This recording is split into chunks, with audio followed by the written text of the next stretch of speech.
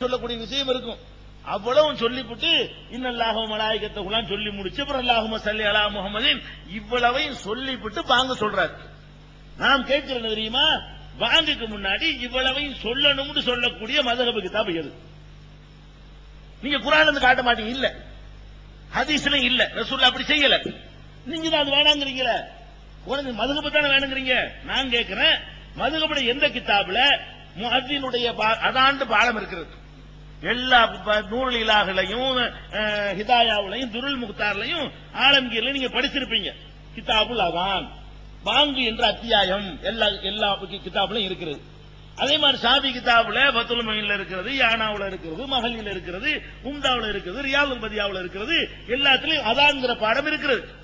அந்த அதான் பாடத்துல ஒரு முஅத்தின் நின்ற உடனே முதலில் சுப்ஹானல்லாஹி வல்ஹம்துலில்லாஹ் என்று சொல்லிக் கொள்ள வேண்டும். அடுத்தபடியாக இன்னல்லாஹு மலாயிகத்துஹு யுஸல்லூன அலன் நபி சொல்ல வேண்டும். அடுத்தபடியாக அல்லாஹும்ம ஸல்லி அலா முஹம்மது என்று சொல்ல வேண்டும். அதுக்கப்புறம் தான் பாங்குக்கு ஒரு நுழைய வேண்டும் அப்படின்னு இருக்கா? அப்ப இப்படி உண்டானுச்சு மதுஹபா? அப்ப மதுஹபை பின்பற்றாத வரக்கூடாது, மோதினார்ல போது வரட்டுன்னு ஓடு போட்டுக்கிறீங்களா? பள்ளிவாசல்ல மதுஹபை பின்பற்றாட்டி உள்ள வரக்கூடாதுங்கிறீங்க. அப்ப யார வரட்டி இருக்கீங்க? இப்ப மோதினார் பிடிச்சு வரட்டு. ஏப்பா மதுஹபுல இல்லாம நீனா கையில மடியில போட்டு செய்தியப்பா, வெளியே போப்பான்னு சொல்லணுமா இல்லையா? என்ன மதுஹப், யாரை ஏமாத்துறீங்க?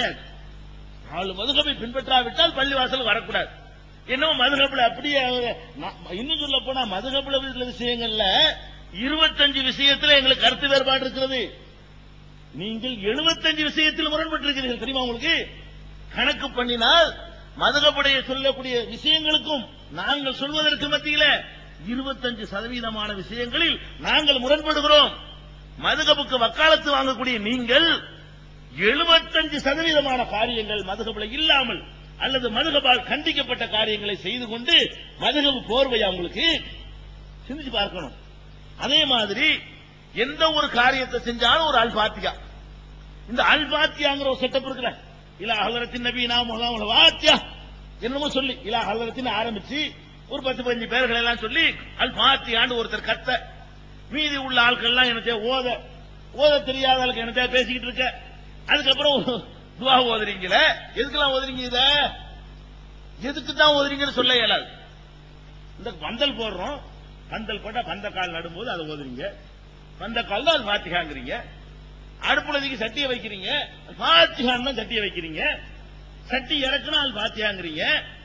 தொப்பியத்துக்கு மாப்பிள்ளைக்கு தலையில வச்சால் ஃபாத்திஹா, மாலையை போடும்போது ஃபாத்திஹா, மாப்பிள்ளை வீட்டுப்படியில இருந்து இறங்கினார்கள் ஃபாத்திஹா, அவர் ஒவ்வொரு தர்காவுக்கு ஊர்வலமா கூட்டிட்டு போய் அதுக்கு ஒரு ஆள் ஃபாத்திஹா, கத்தனா பண்ணுனா அதுக்கு ஒரு ஆள் ஃபாத்திஹா, பேர் வைக்க போனா அதுக்கு ஒரு ஆள் ஃபாத்திஹா, வீடு குடியேற போனா அதுக்கு ஒரு ஃபாத்திஹா, கடை திறந்தால் ஃபாத்திஹா, கடையை மூணு ஃபாத்திஹா, வீட்டை திறந்தால் ஃபாத்திஹா, இப்படின்னு எதுக்கு எடுத்தாலும் அல் ஃபாத்திஹா.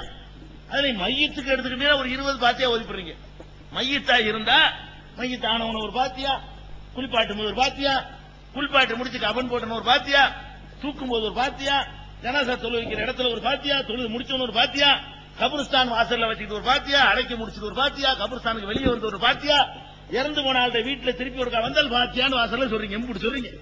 இதுல 1-2 சில ஊர்ல கூட இருக்கலாம், குறைய இருக்கலாம், இருக்கு பரக்கத்தா இருக்குது.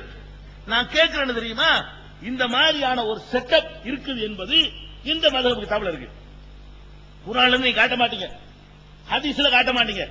மதுஹபை தான பின்பற்றுவோம். நான் கேட்கிறேன்னு தெரியுமா, மதுஹபுடைய கிதாப்ல இந்த மாதிரி மாப்பிளைக்கு தொப்பி வைக்கும் போது அல் ஃபாத்திஹா சொல்லுங்கள், அப்ப இன்னெல்லாம் ஓதுங்கள், அது மாதிரி கல்யாணத்துல அது மாதிரி செய்யுங்க, கருமாதில அப்படி செய்யுங்கன்னு இருக்குதா? மதுஹபுல இல்லாத அல் ஃபாத்திஹா எதுக்கு உண்டாக்குனீங்க? யார் உண்டாக்குனப்ப? எதுக்கு மதுஹப்னு ஏமாது? என்னைய பின்பற்றுக்கான்னு போங்க, வெளிப்படையா சொல்லுங்களேன். நாங்க என்ன சொல்றோமோ அதை கேட்கிறவன் கேளுன்னு அறிவிக்க, தன்னால மக்கள் தெரிஞ்சிருவாங்க. நீங்க சொல்ல கேட்பாங்களா? எதுக்கு அந்த நல்லவங்க பெரியவங்க முந்தி போன ஆளுங்க பேரை பயன்படுத்திக்கிட்டு நாங்க மதுஹபை பின்பற்றோம்?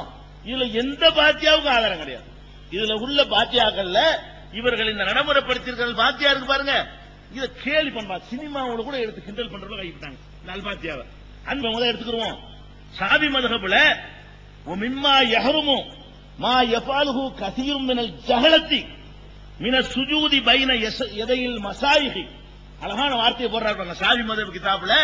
இது ஹவாஷி ஷர்வானிங்கிற ஒரு கிதாபு, ஷாஃபி மதுஹப்ல ரொம்ப முக்கியமான கிதாப். அதுல என்ன சொல்றாங்கன்னு கேட்டா, மூடர்களில் அதிகமான பேர் ஜஹலத்துன்னு கூறார் அவர். மடையர்களில் அதிகமான மடையர்கள் செய்குமார்களுக்கு முன்னாடி சஜிதா செய்கிறார்களே, அதுவும் ஹராமான லிஸ்டில் அடங்கும். பன்றி சாப்பிட எப்படி ஹராமோ, நாய் பிரியாணி சாப்பிட்டால் எப்படி ஹராமோ, நீ சேக்குமார் காலில் உழுவுறது ஹராமு, தண்ணி அடிக்கிறது எப்படி ஹராமோ, விபச்சாரம் செய்யறது எப்படி ஹராமோ, விபச்சாரம் செய்யறது ஒண்ணுதான், ஒருத்தன் காலில் விழுவுறதும் ஒண்ணுதான் இஸ்லாத்துல அப்படின்னு பிக்கு. நம்ம இதை தாண்டி சொல்லுவோம் சிறுக்குமோ. பிக்கு கிதாபுல மதஹப் கிதாபுல என்ன சொல்றாங்கன்னு கேட்டா ஹராம்னு சொல்லி இருக்கிறாங்க.